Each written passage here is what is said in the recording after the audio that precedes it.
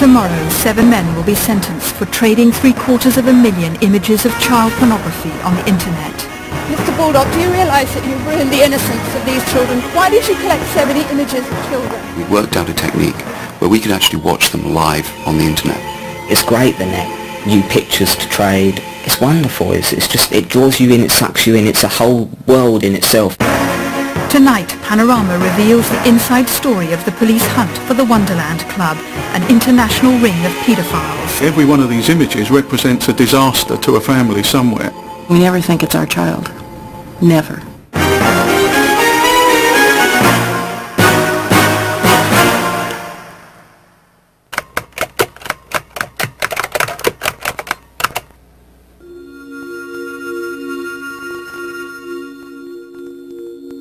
The faces of 1,000 unknown children, victims of sexual abuse. In a dark underworld of the internet, paedophiles traded these pictures in a club they called Wonderland. Some even preyed on young children to satisfy the demands of their friends. What made this ring so very different, it was real children.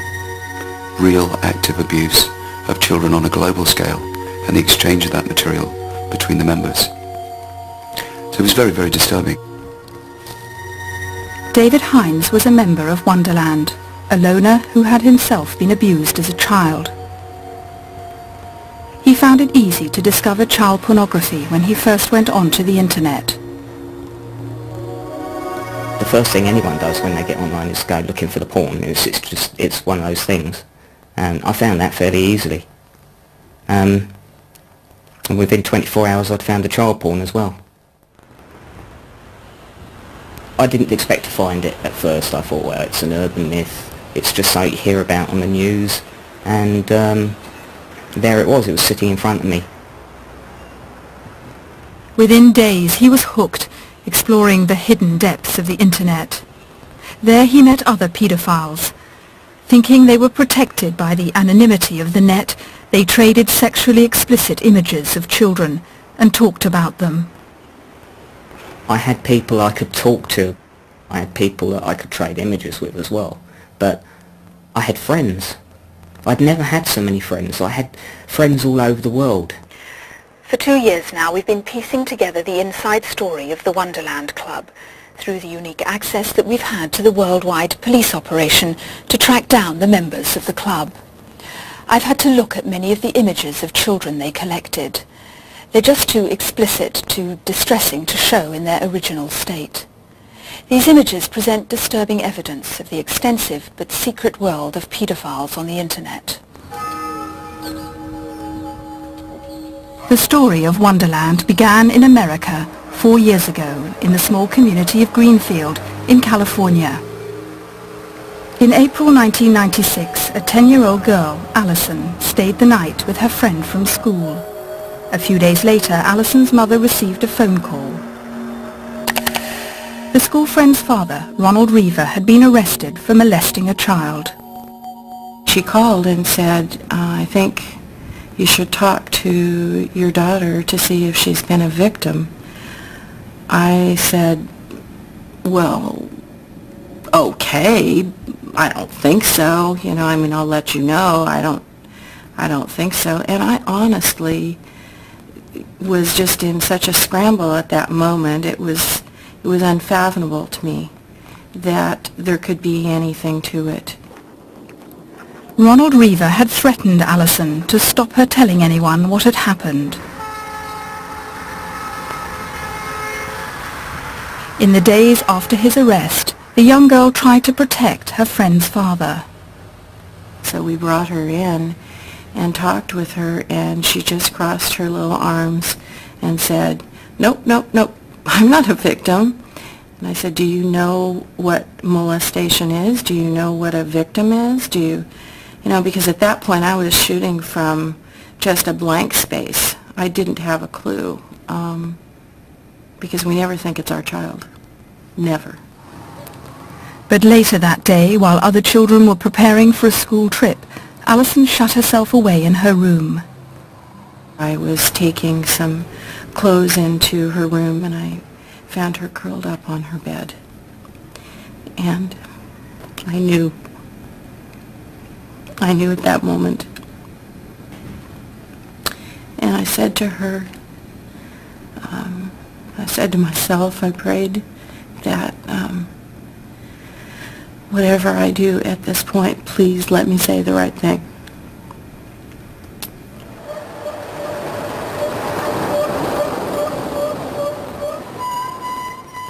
From the privacy of his home in Greenfield, Ronald Reaver had gone onto the internet to trade child pornography with a group of men in other parts of America.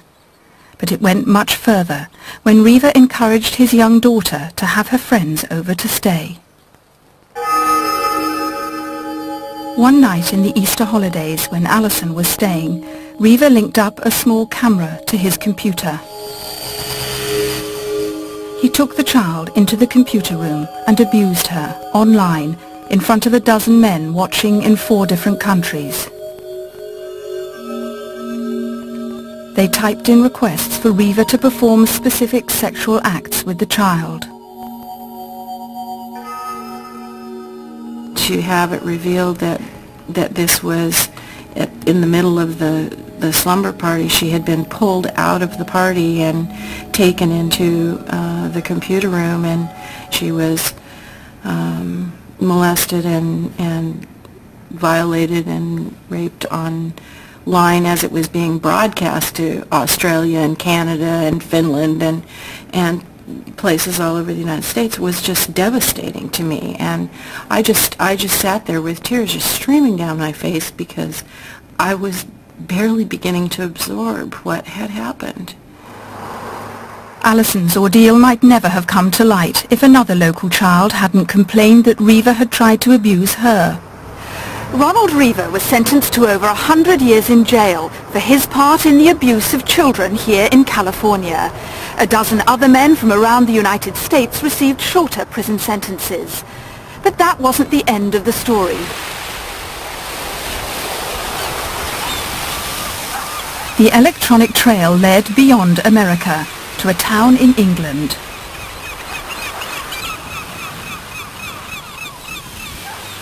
Hastings, a once genteel resort town on the Sussex coast, has more recently become a haunt of men who desire children.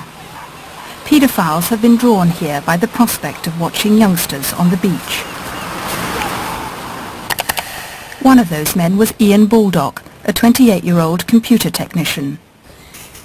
In October 1997, his house was raided by Sussex police. They were acting on a tip-off from US Customs, who had found Baldock's email address on Ronald Reaver's computer in California. Ian Baldock's machine was examined by the police computer forensics expert. Stored inside it, I found an absolutely massive library of child pornography. More than 42,000 paedophile images. This was enormous. It was 4 times larger than anything I had ever seen before.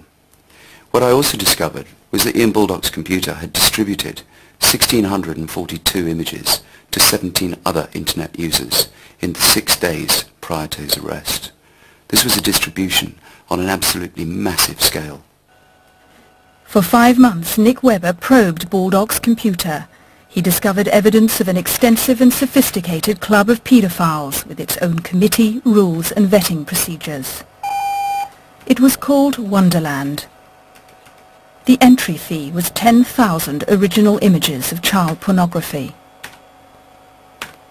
The club operated out of a secure chat room, a private area of the internet.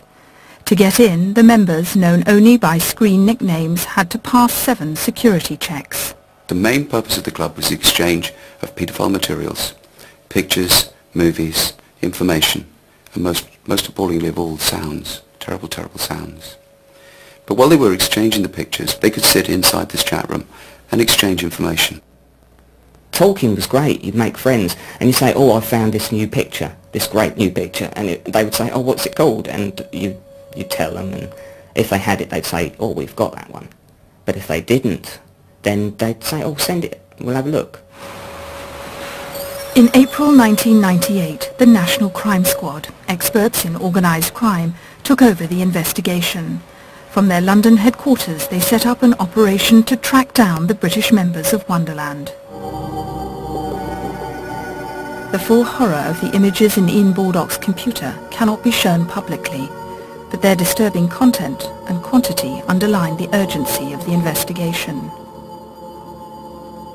People don't realise that these images are not just children undressed, romping about on a beach. These images are absolutely hideous on some occasions. The abuse these children have suffered, the worst kind of possible abuse you could imagine. I have seen images that are the most horrible. Children in nappies being abused, people committing vaginal and anal rape on children as young as 6 and 9 months. These people are serious sexual offenders. The internet allowed club members to build massive collections of child pornography. But it also enabled them to meet others who reinforced the perverse belief that sex with children is acceptable. People would message me who I didn't know, I'd never met before, and they would say, trade.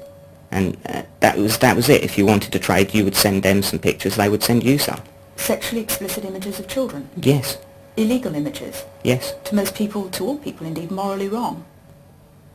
Well, if that's how you choose to look at it, yes. Wonderland's electronic trail led north to a house in Stockport, Cheshire.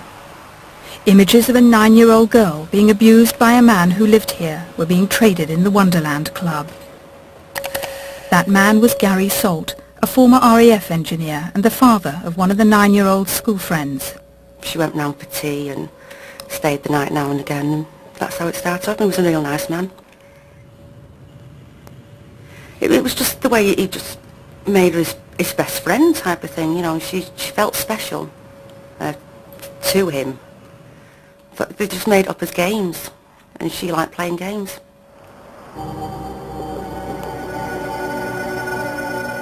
The kind of games Gary Salt liked to play involved taking pornographic pictures of the girl and trading them on the internet. The abuse went on for months, until one day after school her mother realised something was wrong. She phoned me saying she's staying with him and she's not coming home. She loves him more than me, and that's it. So I said, no, you've got to come home. You've got to come home. The mother threatened Salt she'd call the police if he didn't bring her child back. The next day her daughter told her what had happened at Salt's house. She just said, he's touched me tuppy, Mum. I just asked her when, where. She just said it in his bedroom when he was taking pictures of me. When Manchester police arrested Gary Salt, they found over 20,000 pornographic images of children in his computer. It was a lucky break for the Wonderland investigation.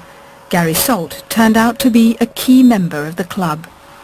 He was very important because he wasn't just a member of Wonderland, he was an abuser in his own right, and he had images of himself abusing children, so he immediately assumed a very high notoriety within the group. I suppose he was considered a hero. Somebody who was standing up for what the group believed in. It wasn't just mouthing it and saying it, he was actually doing it. Gary Salt has already been sentenced to 12 years in prison for abusing 3 children. With Salt's computer, the police had more up-to-date intelligence on the club and a better chance of tracking them online. But they had to be careful. Salt's arrest had made other members even more security conscious. We'd worked out a technique where we could actually watch them live on the internet. So we were sitting very quietly and watching them coming and going into gang headquarters. As they were in effect coming past us, they couldn't see us, but we were able to backtrack and find out who they really were. To find out who they really were, the police now went to the companies through which people access the internet service providers. From the electronic data, they revealed names and addresses of customers holding those accounts.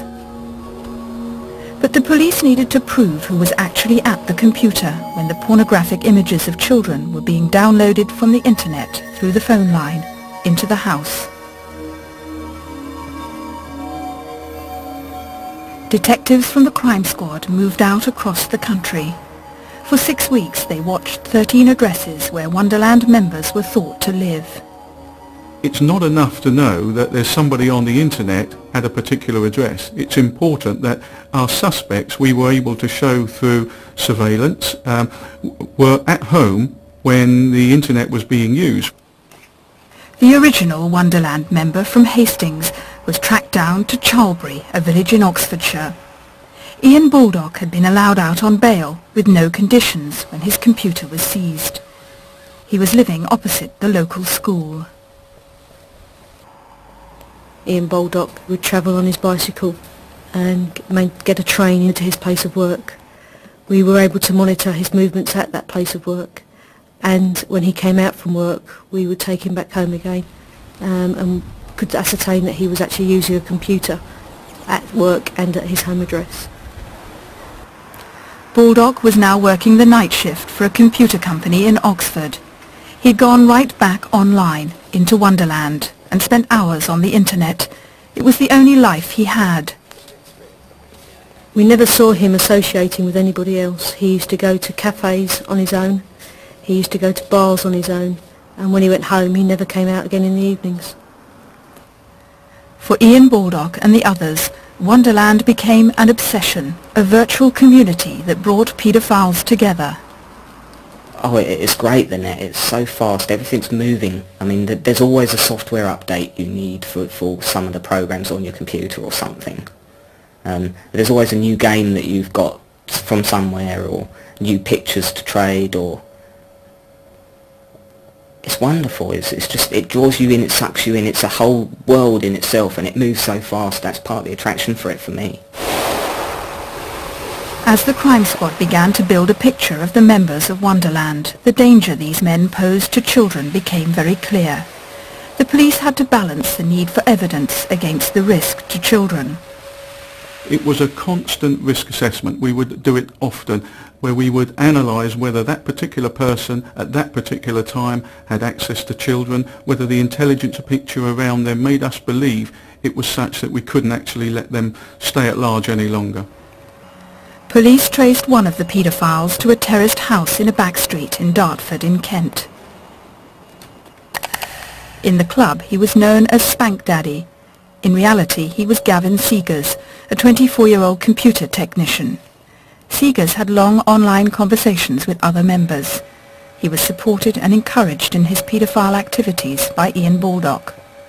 There was a recorded conversation between him and Seegers, where Seegers is discussing going down to a local swimming pool, and in effect the touching up of 11-year-old girls in swimsuits. And Baldock is obviously very pleased about this from the conversation that they've been having, and he encourages Seegers to continue and asks if he can get more information about this particular potential abuse. As they watched Seegers online, the police became more and more concerned. Gavin Seegers was fantasizing about the abduction, the rape, the torture and the killing of children. He was much easier to watch than some of the other members, because his presence was almost constantly there on the internet. I could see him a lot of the time, a very, very, very disturbing person to look at. In May 1998, the police tailed Gavin Seegers to a hut in Dartford. It turned out to be the local Sea Cadets headquarters. Seegers was a volunteer youth leader in contact with 25 boys and girls between 10 and 18. The police were in a dilemma. Should they arrest him and risk alerting all the other members? When we took him to the Sea Scout hut, the hackles on the back of our neck all stood up on end, and we were all concerned as to what our next course of action should be. And we just ensured that whenever he was going to the Sea Scouts, that we had the surveillance team with him to ensure that at no time when he departed did he take anybody with him. If at any stage he had had children with him on a 1-to-1 basis or a 2-to-1 basis, then our instructions were that we were to arrest him. What Gary Salt had done to children in Stockport proved that some members of Wonderland would abuse children to enhance their status within the club.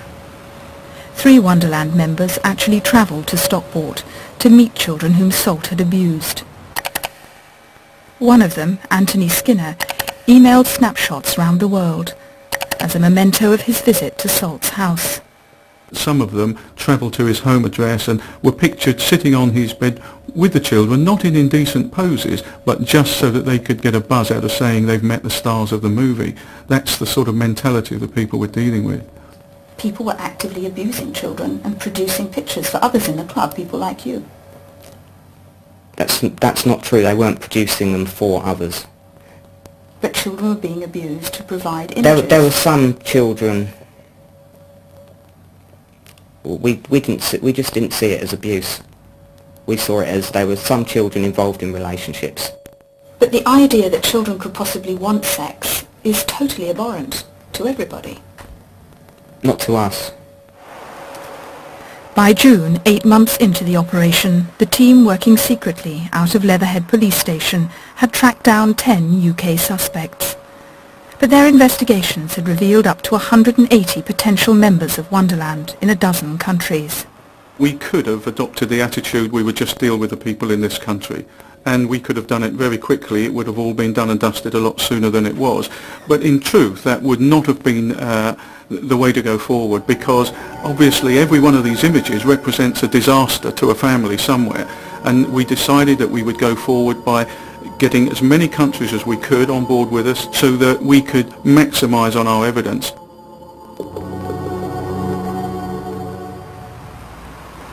In July, the British police went to Virginia, to the US Customs Cyber Smuggling Centre.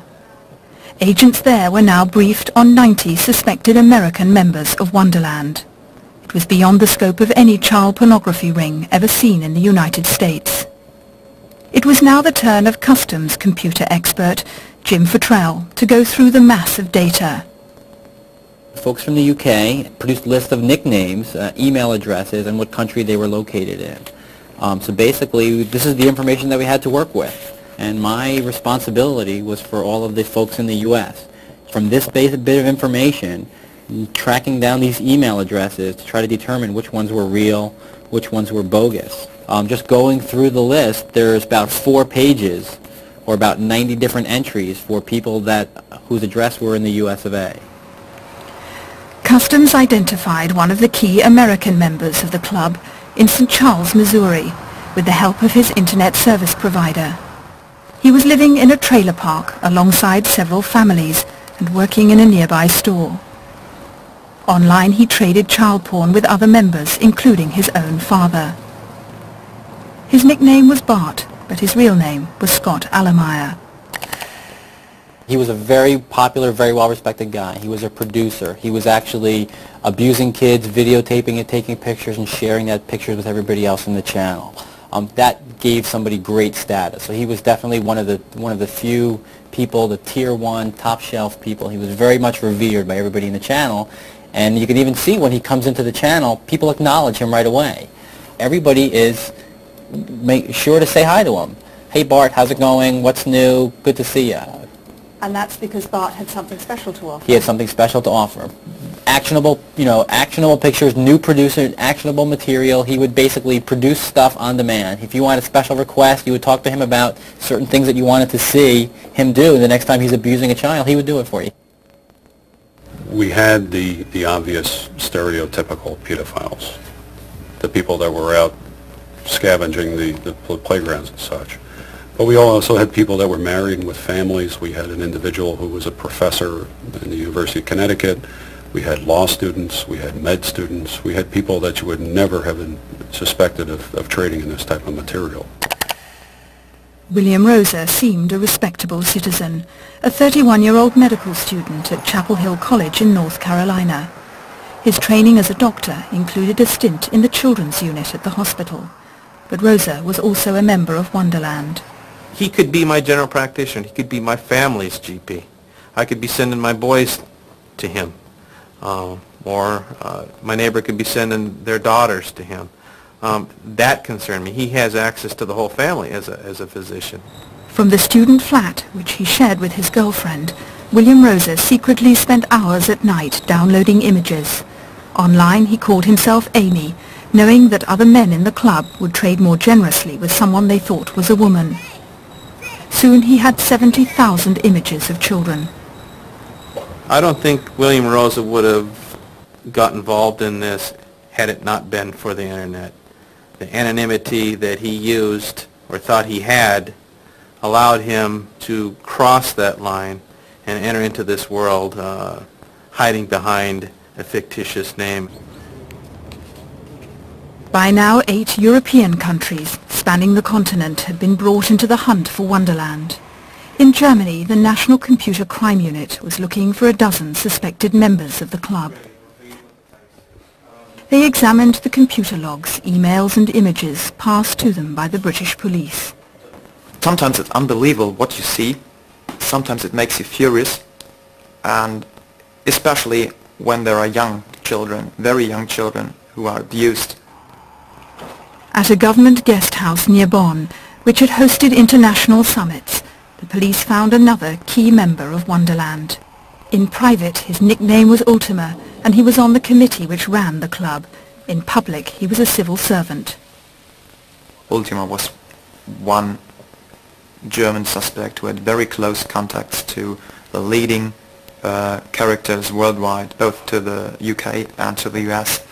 It was up to him to decide whether a new member would be vetted or would not be given access to the Wonderland ring. By the end of August, 13 countries were hunting for Wonderland members. Not all the suspects had been identified, but time was running out. Some in the club were becoming suspicious, secretly encoding their pictures to hide the evidence. Across the world, police forces decided they couldn't wait any longer. The club was about to be raided. The main concern was getting in, securing the evidence and preserving the evidence and preventing anyone from California telling one in Italy that, hey, the police have just run in my door and you should destroy everything you have because they may be coming to your house next. On September the 2nd, over 1,000 police and child protection officers in 13 countries simultaneously raided 105 Wonderland members. In Britain it was 5 a.m. 8 suspects were arrested, their computers seized. We had their faces up on the wall. Suddenly now, these pictures on the wall were turning into real people. And a lot of the reports that were coming back from the arresting teams were very positive. They were getting the material, they were identifying the people successfully. So it was a really good day. So what was your reaction? Grief, more than anything. I was grieving for my friends. I didn't know what would happen. I knew that some of them wouldn't be able to accept it, and I have found out since that 6 of them have committed suicide. In Germany, at dawn, the police closed in on a small village. Another club member, nicknamed Gronchi, lived quietly here with his girlfriend. Like the others, he never suspected that the police knew about his activities. Es hat einen wirklich getroffen wie ein Blitzschlag. It hit me like lightning. I was suddenly dragged back into the real world. Of course, I'd always been worried about it being illegal and completely immoral, but my obsession had got the better of me. The last thing on my mind was arrest. I never expected to find the police on my doorstep. In America, it was still the middle of the night when Scott Allemeyer's trailer home was raided. Weapons and explosives were found. Child protection officers discovered a homemade video of the abuse of an 8-year-old girl. Allemeyer's trailer resembled a prison. He had an inner sanctum that he had built up with plywood, and a lot of the doors were maybe 4 inches thick. We found a young girl's panties that he had put in plastic bags and had hid down in the ductwork. He also had some of these panties laying near the computer where he would sit at and work. Over 100 computers were seized worldwide. Even for the British detectives who'd been involved in tracking down the Wonderland Club, the sheer scale of the child pornography was overwhelming. We couldn't believe the size. We took a 7.5-ton lorry to bring everything back to our base. We just didn't realise how big it was going to be. The photographs were unbelievable. They really did disgust a number of officers. And we're hardened detectives and seen a lot of this stuff before, but not some of this stuff. We had 750,000, that's 750,000 different images of paedophilia. Some of them were laughing, and yet you knew inside they were crying, and some of them were absolutely sobbing. Certainly one series that sticks in my mind is a series that was labelled Colby. Colby would appear to be a child of no more than a year old, and the initial images are of a young toddler, a very blonde-haired lad walking in a hallway in nappies. That image goes through some 20 or 30 slides and ends up with the most horrific abuse of the child. And certainly, like the rest of the team, I guess that one image probably stays with you, and that for me would be the most horrible that I saw. Along with the pictures, there were terrible sounds stored on some of the computers. In Ian Bulldog's computer there was a voice of a little girl. She sounds to me to be English, probably about 8 or 9, being repeatedly beaten by her mother and saying no more, no more. And the beating just continues again and again and again as she's crying and screaming. That hit really hard, really, really hard. Took a long time to get that out of my head. The police now began to examine the images for clues which would help them identify the victims. They were looking at the surroundings for any details which could indicate where and when pictures had been taken. Through each picture we looked for electrical sockets, we looked for magazines, anything in the wallpaper, anything that would give us a clue as to the nationality. And majority of them are so professionally made that you can't tell. The National Crime Squad have now compiled a montage of 1,200 children's faces from the images. They're on an international database available only to police forces. If you like, we've done the easy bit. We've got the people that were trading this stuff, and they've now been dealt with. But I feel that only half the job's been done, because to finish it is to try and identify who these victims are. But only one child has so far been positively identified, an 11-year-old Portuguese boy. Rui Pedro Mendonça was abducted on his way to school 3 years ago and has never been found. Images of him were subsequently traded in Wonderland. Was the image of that Portuguese boy found on any of the computers seized here in Britain? Yes, it was. The image was found on the computer of Gavin Seegers, who was one of our suspects. It sounds pretty chilling, doesn't it? A disappeared boy, paedophiles, computer images. The abuse of children is quite horrific. We would know that the club, the Wonderland Club, consider themselves to be the cream of paedophiles, and we would know that in their craving for new material they would stop at nothing to abuse children. The revelations about Wonderland are focusing everyone's concern on the growing problem of child pornography on the internet. Some British internet service providers, the companies which provide access to the internet, carry such material on their networks. Indeed, paedophile content is openly advertised on some of the channels known as newsgroups.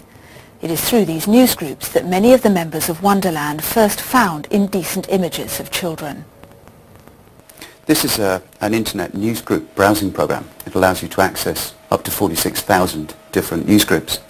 Here you can see in the newsgroups we've got a newsgroup called alt-sex paedophile, alt-sex paedophilia, alt-sex paedophilia boys, girls. So it's clearly marked paedophilia? It's clearly marked paedophilia, and a simple click of the mouse will take you straight into it and the contents of that particular newsgroup. And what's the likelihood of those contents being, in effect, illegal? Images of children being abused? A large proportion of it will be images that are illegal to be in possession of in this country. And that's openly available on the internet? Openly available and clearly marked as such. Why do some of your members carry newsgroups that are obviously to do with paedophilia, sex.babies? It's obvious what it contains. How can you say you're serious about stopping child porn on the net when this kind of material exists openly by your members? I think it's important to recognise that the actual names of newsgroups do not actually bear always a correspondence with what they actually contain. And if we took the action of banning all different newsgroups because of a name, then we might not actually be banning information that was actually... But it would be a start, would it not, to stop newsgroups that are actually called sex.babies? Many of them are stopped. But many of them aren't. I mean, one of your members, for example, has a dozen of these sites specifically: sex.babies, sex.boys, sex.children, pictures.child erotica. What else are those newsgroups about if not illegal material? Well, as I said, the newsgroups themselves, the names, actually don't necessarily indicate what's in them. But some of the paedophiles that we've spoken to say that they got into this whole business and got into the net because they identified those newsgroups and went in that way because they found a newsgroup called, for example, pictures.child. Yeah, I'm not going to deny that these newsgroups do exist, and some of them do contain illegal material. Tomorrow, a legal process that has dragged on for 2 years will come to an end when 7 Wonderland members in England are sentenced. During that time, the men have been on bail at large in the community. The maximum prison term for their offences is being increased to 10 years, but too late for these men, who will only receive at most 3 years and are likely to serve even less. David Hines will be sentenced tomorrow. He thought he could rely on the anonymity of the internet. He was wrong, but there are others who haven't been caught, men who are still active online. They'll hide up and then they'll start their own channel and then they'll go looking for each other and they'll regroup, and the group will eventually be as big as it was, with new members, with new pictures, and with all of the old pictures which are still floating around out there. The policemen who patrol the internet still see the faces of hundreds of Wonderland children. They are out there forever. A lot of these kids are the equivalent of movie stars. They're famous, they're celebrities. All their pictures are well known. What is the effect on the children of their notoriety? They are going to be, their abuse is going to continue for the rest of their life. That documentation of their abuse is going to be part of their life forever. The abuse of Cheryl's daughter in California 4 years ago started the hunt for Wonderland. Cheryl's child, like all the victims, will never escape the memory of her ordeal. It still is unfathomable to me that there are pictures of my child and videos of my child that were trafficked and are, I mean, there's no stopping it once it's out there.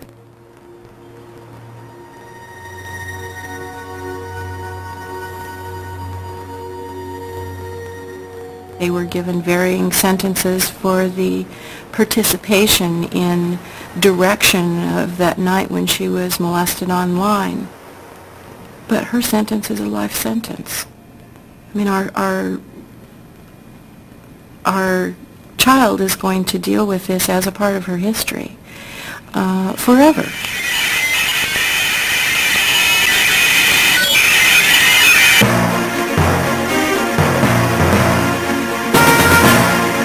You can comment on the issues raised in our programme by visiting our website at bbc.co.uk/panorama. Panorama returns in 2 weeks' time, investigating